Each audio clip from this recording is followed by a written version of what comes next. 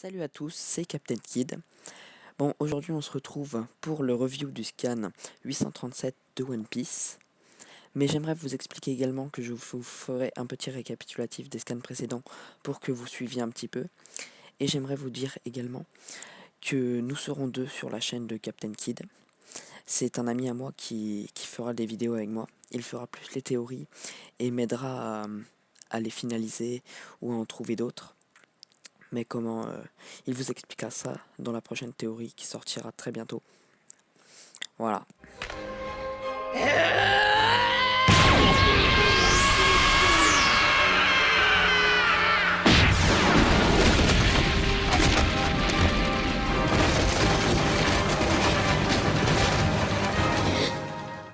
Oui, bon, on se retrouve pour le récapitulatif des scans précédents, car oui, je commence un petit peu tard, le 837, ça fait un bon bail que ça a commencé, mais bon, c'est pas grave. Bon, pour vous faire un petit résumé, Sanji s'est fait emmener de force un petit peu par Capone Bege sur l'île de Totland, l'archipel de Totland, pour épouser une des filles de Big Mom et créer l'alliance des Germa 66 avec l'équipage de Big Mom. Donc, comment vous expliquer ça? Luffy n'a pas forcément été d'accord avec cette décision. Du coup, il a décidé de venir avec une petite partie du groupe, plus Pedro et Carotte, essayer de délivrer Sanji. Mais ils sont arrivés sur sur une des îles de Totland, et ils sont entrés dans une sorte de forêt dont ils n'ont pas réussi à sortir.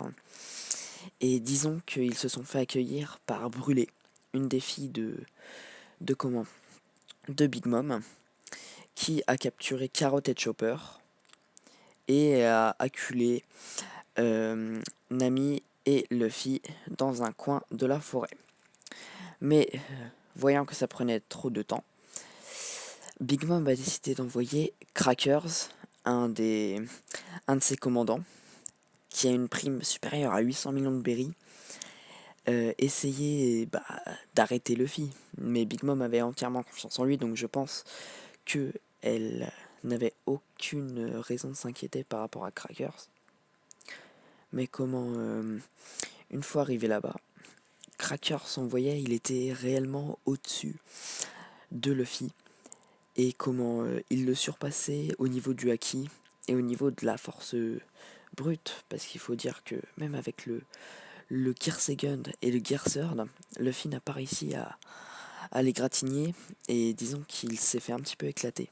Mais bon, Luffy est revenu à la charge comme d'habitude, mais Crackers l'avait vu venir et l'a plaqué sous son bouclier en Crackers, qu'il avait enduit de fluide offensif. Mais il eut la mauvaise idée d'énerver Luffy en prononçant ces paroles. Même si tu arrivais à atteindre Sanji par n'importe quel moyen, il te cracherait dessus en te disant qu'il ne voudrait pas de ton aide et qu'il fallait que tu partes. Mais là, Luffy s'énerva. Et là, Gear 4. Il éclata Crackers en un seul coup. Et à mon avis, dans le prochain scan, il aura la fin du combat. Mais ça s'est arrêté là. Mais pendant ce temps-là, Nami avait réussi à battre Brûlé avec son bâton climatique apparemment renforcé. On ne sait pas encore les combinaisons qu'elle pourra faire avec. Mais en tout cas, il a l'air beaucoup plus puissant qu'avant. En tout cas, j'espère que cette petite review vous aura plu. N'hésitez pas à liker et à vous abonner si vous en voulez d'autres, car j'en referai une la semaine prochaine. Et la prochaine théorie arrive bientôt. Salut!